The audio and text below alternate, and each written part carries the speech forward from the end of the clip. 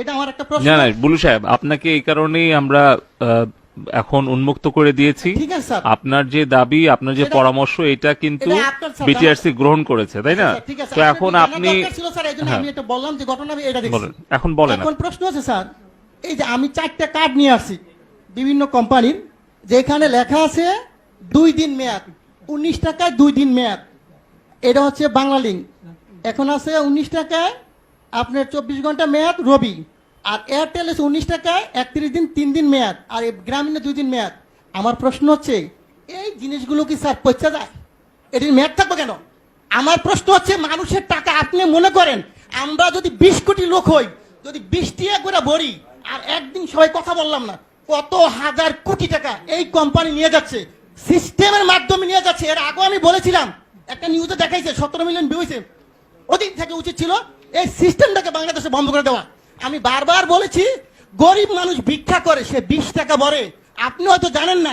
আজকে বললাম সে তার মা মারা গেছে, বাপ মারা গেছে, সে কথা বললো না, তার মানে আমার টাকা চলে যাবে? হয় কেন?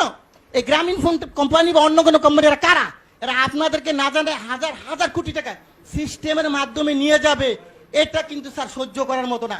প্রথম প্রশ্ন হচ্ছে এটাকে আজকের মিটিং এর পর থেকে কিছুক্ষণ পরের মতো আপনারা দিবেন, যাতে বাংলাদেশের কোন জনগণের একটি টাকা যাতে না যায়। এটা আমার দাবি। কত হাজার কোটি টাকা আপনি এই ব্যবসাটা আমাকে দেন, লাইসেন্সটা আমাকে দেন। আমার যে ব্যবসায়ী আছে 15 লক্ষ বাংলাদেশ, আমি কিন্তু লাইসেন্সদারি প্রতিষ্ঠান, আমরা এফবিসিসি এর মেম্বার। এই লাইসেন্সটা আমাকে দেন, আমি বাংলাদেশে ব্যবসা করি। এই টাকা আপনার সরকারি খাতে কত টাকা লাগে আমি দিব, এই কোম্পানিকে পাচার করার জন্য দিব না স্যার। এই জনগণের টাকা পাচার করে তারা নিয়ে দেবে, এটা আমি দিতে রাজি না। যদি আমাকে মেরে ফেলেন কোনো আপত্তি নেই।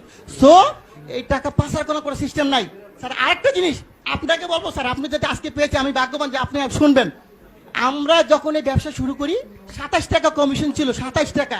স্যার সরকারি কর্মকর্তা যিনি 2000 টাকা বেতন পেয়েছো, তার বেতন এখন 20,000 টাকা। কিন্তু এখন কত স্যার? আমাদের কিন্তু সেই 27 টাকাই রাখছেন। আমাদের কি কমিশন বাড়বে না স্যার? আমার প্রশ্ন হচ্ছে আপনারা অবশ্যই একটু কমিশনের ব্যাপার ব্যবস্থা করেন, যে এদের কিন্তু ব্যবসা করে তারা। আমরা সবাই শিক্ষিত ছেলে স্যার, এখানে প্রায় 15 লক্ষ ব্যবসা করি।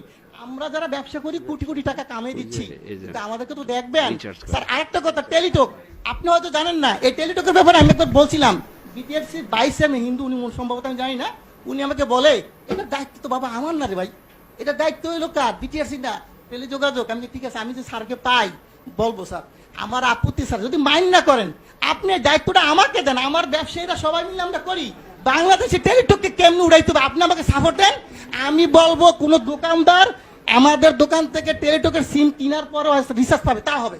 টেলিটক উন্নয়ন কেন্দ্রে করতে হয় স্যার। আপনি যদি কোনো ধরনের সিস্টেম থাকে আপনি বলেন যে বলে এমনি সহযোগিতা করে, আমি করতে বাধ্য আপনাকে। আপনি যেভাবে চান টেলিটক অবশ্যই উন্নয়ন হবে। টেলিটককে গ্যাফরাইকে, আমাদের দেশি প্রতিষ্ঠানকে গ্যাফরাইকে অন্য কোম্পানিকে উড়াই দিব, আর এটা টাকা পাচার করে নিয়ে যাবে স্যার, এটা মেনে নেওয়ার মতো না। অবশ্যই আমি চাবো, আমি অনেক কথা বলতাম স্যার, কিন্তু আজকে বললাম না। এই বিষয়টা আমি চাই যে আপনি টেলিটকের উন্নয়ন করেন, দেশের টাকা দেশে থাকুক। আর এই গ্রামীণ কোম্পানি বা অন্যান্য কোম্পানি মিনিট যে সিস্টেম করে নিয়ে যাচ্ছে, এটা স্যার বন্ধ করে দেন আজকে থেকে স্যার। ঠিক আছে আপনার জি।